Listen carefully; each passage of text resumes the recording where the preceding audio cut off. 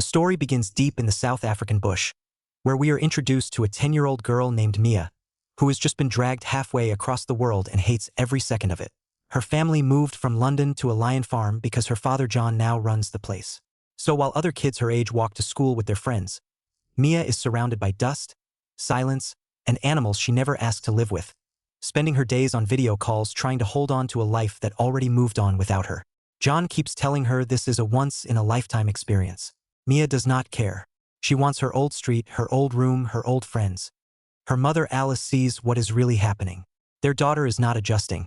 She is shutting down, and she pushes John to act before Mia disappears into herself completely. John insists she only needs time. He is right, but not the way he expects, because what finally reaches Mia is not the land or her family. It is one small animal. The next morning John surprises her with a white lion cub, something small and alive that needs her. Mia barely glances at it before walking off to her room. She calls a school friend back home, hoping for a few minutes of the old life, and the call ends almost as fast as it started. Nobody has time for her anymore, and sitting in that quiet room it finally hits her how alone she really is. And that is exactly when the cub wanders in. He does not know she is sad. He just wants attention. He follows her around, bumps into her, refuses to be ignored, and slowly that wall starts cracking. Then her little brother Mick walks in, and Mia instantly pretends she does not care, because she is not ready to admit she might actually be happy here. That act does not last. Over the next weeks the two become inseparable, exploring and growing up side by side, and eventually she gives him the perfect name, Charlie. Watching their daughter come back to life is a huge relief for John and Alice. Charlie did not just fix Mia's mood, he changed the whole family. But here is the thing nobody says out loud. Charlie is getting bigger. Every single day. His claws and teeth start leaving damage all over the house, and everyone laughs it off because by now he is not a farm animal anymore. He is family. One night Mick wakes up scared from a nightmare, and this time it is Mia who sits with him and tells him a bedtime story, exactly the way their mother used to. Alice watches from the doorway and realizes how much her daughter has changed. Later Alice tells Mia to get to bed for school, and Charlie completely disagrees. The second she stands up to leave, he starts knocking things off the table one by one like a child throwing a tantrum. Alice cannot even be angry. She just laughs. The next day John takes Mia on a drive through the reserve, and for the first time since the move she actually enjoys herself. They stop by a lake full of resting hippos, and John tells her his own grandfather used to bring him to that exact spot at her age. He is trying to hand her a reason to love this place the way he does. On the drive home, Mia asks him the question she has been carrying for a long time. Is he going to sell Charlie when he grows up? John chooses his words carefully. Charlie is a lion. No matter how much they love him, a full-grown lion cannot live inside a house forever, and one day they will have to find him a new home. He promises that day is far away. But Mia hears the real answer inside that one, and it breaks her heart. Outside of Charlie, Mia loves football, and whenever she travels into town for practice Charlie gets locked in his enclosure. He hates it, and one day that frustration explodes and he attacks a farm worker. Nobody dies, but John is furious. The separation is destroying them both. Mia cannot focus at practice, and Charlie refuses to eat and waits by the fence for her. Even John is worried about how withdrawn the lion is becoming. Finally, Mia slips away from practice without telling her coach and goes straight home. Alice panics when she hears her daughter vanished, then finds her in the yard playing with Charlie like nothing happened.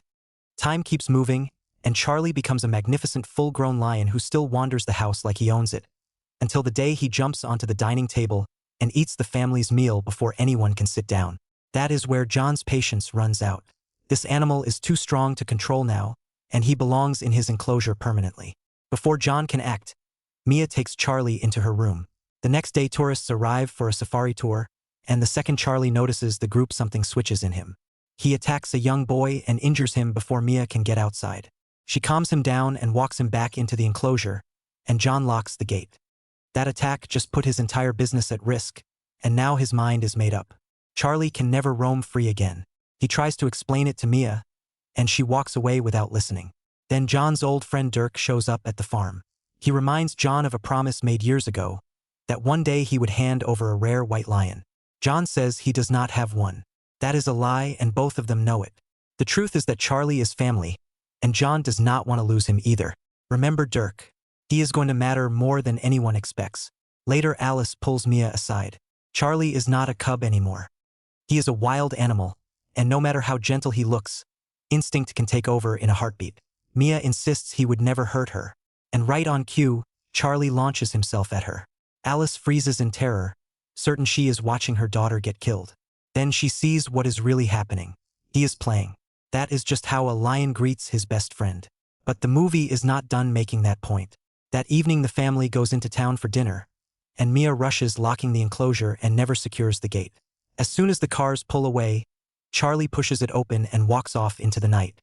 They come home to an empty enclosure and lose it, searching the whole property until Mia finds him safe. The next day she invites Mick to sit with Charlie. He is terrified of standing next to a full-grown lion, but Mia talks him into it.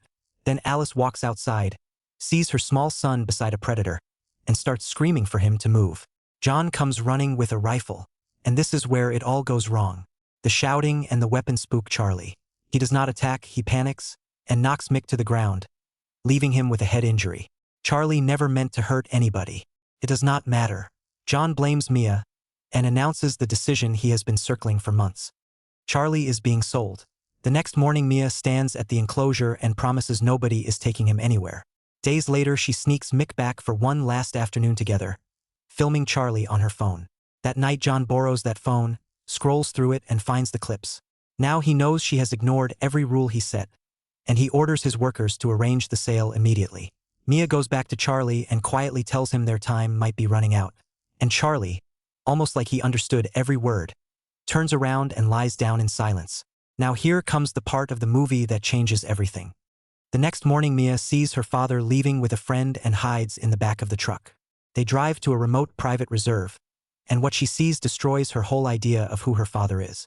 Wealthy men are paying to shoot captive lions for sport. Animals raised by hand, kept behind fences, sold to be killed for a photograph. Her father has been part of this the whole time. Back home she researches it and learns the practice is completely illegal, and that John has been running it with Dirk. Which means Charlie was never going to a new home. Charlie was going to be somebody's trophy. So Mia tells Mick everything, and the two of them come up with a desperate plan. Mick hands over his savings. That night, Mia opens every single enclosure on the farm and releases every animal. And while the chaos spreads, she disappears into the dark with Charlie. Alice steps outside the next morning to find animals wandering across the property, and the security cameras tell the rest. Their daughter did this and she is gone. John grabs his rifle and goes after them, convinced this only ends with Charlie dead before he kills someone. Meanwhile Mia is crossing the open grasslands with a full-grown lion beside her, aiming for a protected sanctuary where hunters cannot touch him. They stop near a lake to rest, and that is where John catches up. He reaches for his rifle the second he sees Charlie, but Mia already has it. She stands there holding her father's gun and tells him she knows everything, that she saw the reserve, that she knows he has been selling lions to trophy hunters for years. John tries to justify it, says that is simply how the business works, and demands his weapon back.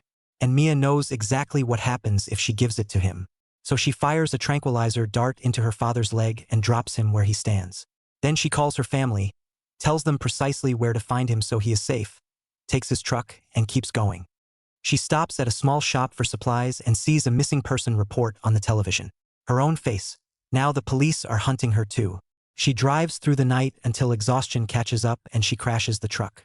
Both of them survive, rest briefly, and push on. Back at the farm, Dirk arrives demanding the white lion he was promised. And when he hears Mia ran off with him, he swears he will track them down no matter what. That terrifies John because he knows exactly what Dirk is. Far more dangerous than himself, and willing to hurt a child to get what he wants. So he gathers his family and sets out to find her first. Mia eventually reaches a large shopping mall with the sanctuary just on the other side, and the only route runs straight through the building. So a young girl walks a fully grown lion into a crowded mall. Shoppers scream, people scatter, security scrambles, and through all of it she keeps Charlie calm and walks him out the other side without one person getting hurt. That night she climbs a tree to sleep safely, and at sunrise they start the final stretch. But Dirk gets there first. He grabs Mia and demands to know where the lion is. Before she can say anything, Charlie comes charging out of nowhere straight at him. Dirk and his partner stumble back, certain they are about to be torn apart, and Charlie does not touch them. He scares them off and stops. That is who he is. Mia uses the moment to escape with him again. John catches up with Dirk soon after and realizes time is almost gone. Then Mick finally reveals where his sister has been heading this whole time. Timbavati Nature Reserve, where the local community treats white lions as sacred and hunting is completely forbidden. The one place Charlie can truly be free. John alerts the police and races there, praying he arrives in time. But Mia has been walking for days, and her body finally gives out. She cannot take another step. So she does the hardest thing in the entire movie. She holds Charlie one last time and tells him to go on without her. Charlie looks back at her with tears in his eyes, then slowly turns and walks toward the entrance of the reserve. And that is the exact moment John arrives with police and armed wildlife officers. Charlie is still outside the boundary line, which means he is still fair game, and the officers raise their weapons to shoot. Then John does something nobody expects.